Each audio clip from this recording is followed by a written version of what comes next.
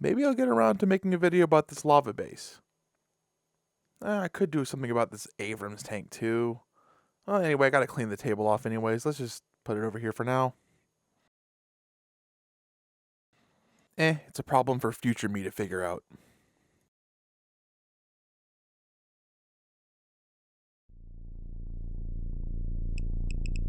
Huh?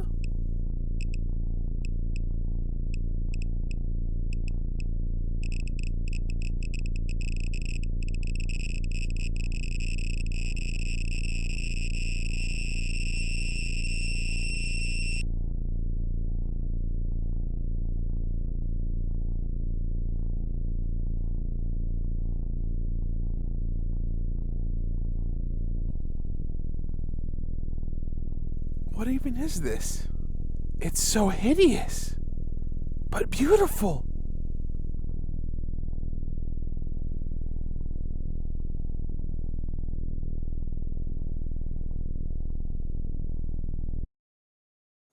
Yeah, I made a YAG Abrams. I had seen a lot of renders and some 3D illustrations of what one would have looked like, and I kind of fell in love with the idea, even though it's a stupid idea. But I wanted to make one for myself. So I found a cool little kit, threw it together.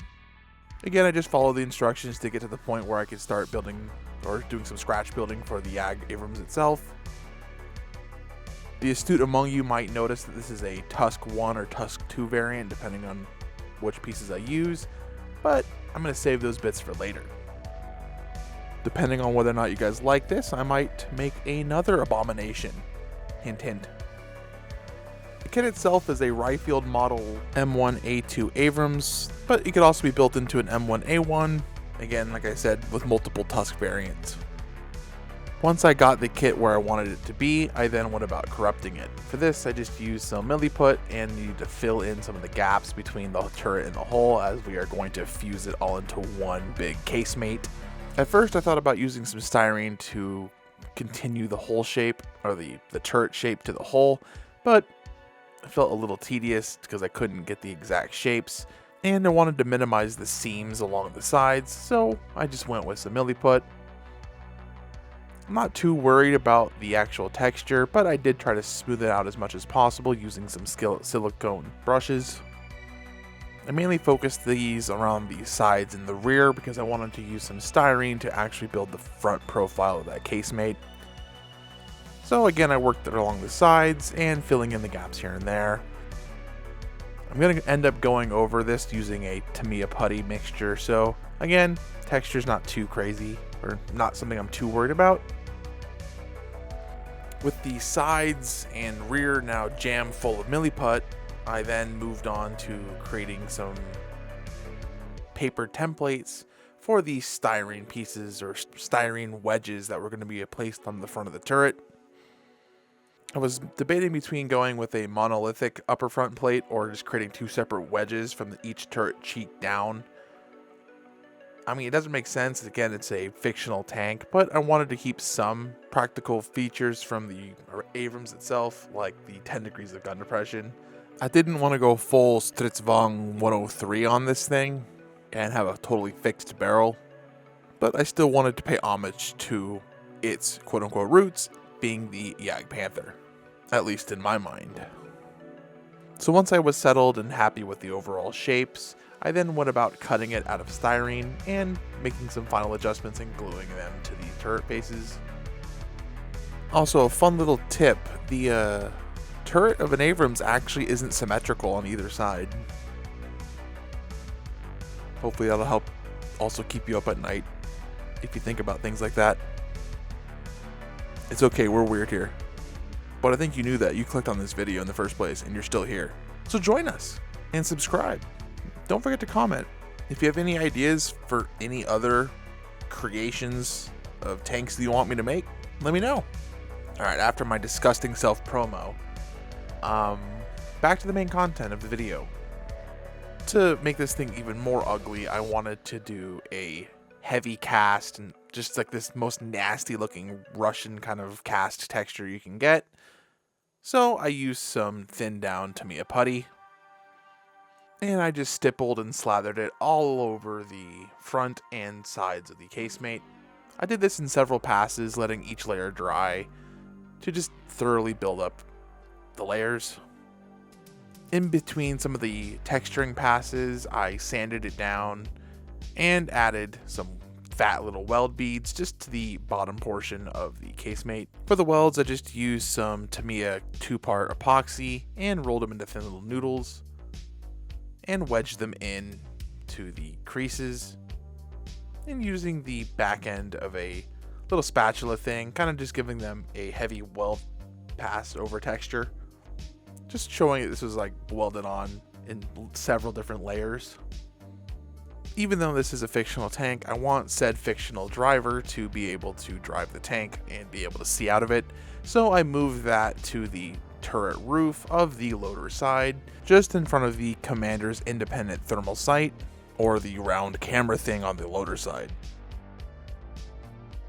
Once the texture had dried and the welds had cured, I then moved on to applying a coat of primer. While I was building it, I was kind of thinking about what kind of color schemes I wanted to go with. I first thought about doing the 3-tone NATO camo, which is the green, brown, and black. But considering the base that I was interested in making, I ended up just going with the desert pattern. And by pattern, I mean one color. Tamiya really doesn't have a color straight out of the pot for this color scheme, so I used essentially 3 separate colors: deck tan, buff, and desert yellow. For the base and the most dark color, I used primarily buff with a little bit of desert yellow added to it, just to give that a little bit of vibrancy and a little bit of yellow to the buff color. Once the base color was applied, I then used a very dilute brown-black mixture and did what I guess Night Shift likes to term a airbrush pin wash, and just focused that on the little recessed areas and the little spots here and there that would naturally want to collect some of that shadow. I'm trying to avoid spraying too wildly, but again, this can be toned down with the subsequent lighter shades that need to go over this. So a little spillage here and there isn't the end of the world. Once it looks sufficiently crispy, I then went about adding some of the buff back to the original mixture and a little bit of some deck tan to help lighten it up a little bit. I sprayed this mainly in the areas in between the pin wash and just the bigger surfaces to help break up the overall tone and give it a little bit more variation. I also progressively added more and more deck tan as I went and focused it on smaller and smaller portions. So now that the airbrushed pin wash has been thoroughly knocked down, I needed to bring it back a little bit, so I needed to do an actual proper pin wash.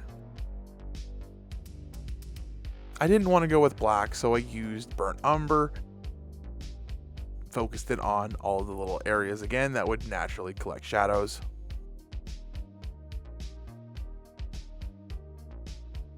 After the pin wash, I moved on to building the tracks, and holy crap, that took a long time. I think it was like 4 or 5 individual pieces for these track links, and they're fully workable. They look great, but dear God, it took absolutely forever, and I just lost my mind days in and days out just trying to put these things together. I've lost like 17 of them in my carpet, and I don't know where they are. I'm gonna find them with my vacuum. Oh hey, look, the tracks are done. I blacked out there for a second. Well, anyway, I ended up painting them using the same base coat that I had used for the tank itself, and brush painted on some, it was like a rubbery black kind of color on all of the rubber track pads. And then this one was done. Wait a minute, done? It's not done yet. It needs, no. It needs stowage, it needs figures, it needs weathering, it needs a base. I'm gonna do the full Night Shift treatment. I'm gonna break this into 2 separate episodes. I haven't done that yet, and I passed the deadline that I wanted to for this video. I originally wanted this to come out on Halloween because of the spooky. It can still be spooky, so happy late Halloween for all of those who are into celebrating Halloween after the fact. To be fair, that's actually the best time to buy all the candy if you're an adult. If you're a kid, you just get free candy. Alright, I'm rambling. So yeah, I'm going to make a separate video finishing off the whole project. So yeah, I'll end this one here then. Thank you guys so much for watching. If you made it this far, if you like what you saw and you want to see some more, click here. And whenever I finish the next piece, I'll actually try to reinsert it here.